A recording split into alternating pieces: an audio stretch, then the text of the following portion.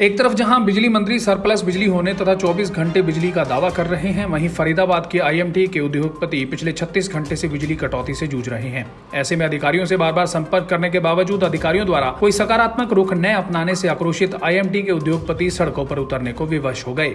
बिजली विभाग मुर्दाबाद के नारे लगाते हुए आईएमटी स्थित बिजली कार्यालय पहुंचे और उद्योगपति बिजली विभाग मुर्दाबाद के नारे लगाते हुए आईएमटी स्थित बिजली कार्यालय पहुंचे। वे आक्रोशित थे और उन्होंने अधिकारियों को जमकर खरी खोटी सुनाई और सीधे तौर पर कहा कि उद्योगपति अब केवल गुलदस्ता देने वाले उद्योगपति नहीं हैं, बल्कि अपनी समस्याओं को लेकर यदि अधिकारी उनकी बात नहीं सुनते तो वे सड़कों पर उतरकर सरकार के खिलाफ हल्ला बोलने से भी गुरेज नहीं करेंगे। इस मौके पर उद्योगपतियों ने कहा कि वे इस मामले में उद्योग मंत्री कृष्णपाल गुर्जर से भी मुलाकात करेंगे और साथ ही उन्होंने चेतावनी दी कि अब उद्योगपति शांत रहकर नहीं, अधिकारियों की मनमानी नहीं सहेंगे, क्योंकि उद्योगों के अस्तित्व पर संकट मंडरा रहा है। जो वेदर की कंडीशन थी, कॉन्टिन्यूटी ऑफ रेन की वजह से सप्लाई का इशू हुआ।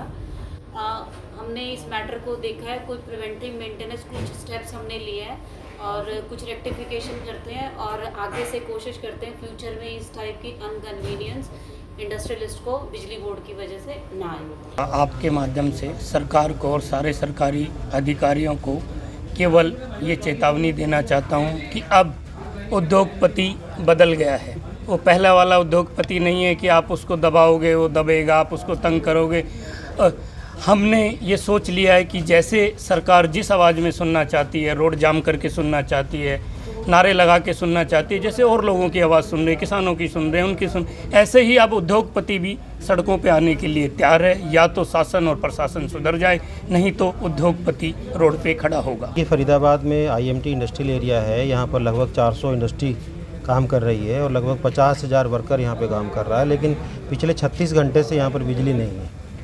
36 घंटे से बिजली ना होने का इंडस्ट्री पे क्या इम्पैक्ट पड़ता है, ये इंडस्ट्रियलिस्ट ही बता सकता है। ना इसको ऑफिसर समझते हैं, ना इसको ब्यूरोक्रेसी समझती है, ना इसको शासन और प्रशासन में बैठे हुए लोग समझते हैं। लेकिन इससे भी जो चिंता का विषय, इससे भी बड़ा जो चिंता का विषय वो ये है कि ऑफिसर्स जो है इस बारे में कोई संज्ञान नहीं लेना चाहते। इतनी लापरवाही से काम कर रहे हैं, एसडीओ हैं, जेई हैं, कि कोई आदमी कंप्लेंट कर रहा है, कोई आदमी बात करना चाहता है, कोई आदमी समाधान करना चाहता है, पूछना चाहता है, उसमें कोई इन लोगों की जो है रिस्पांस इनका अच्छा नहीं रहता है। और इसके अलावा ये आज की बात नहीं है, ये तो 36 घंटे से बिजली नहीं है तो इसलिए आक्रोश में है उद्योगपति।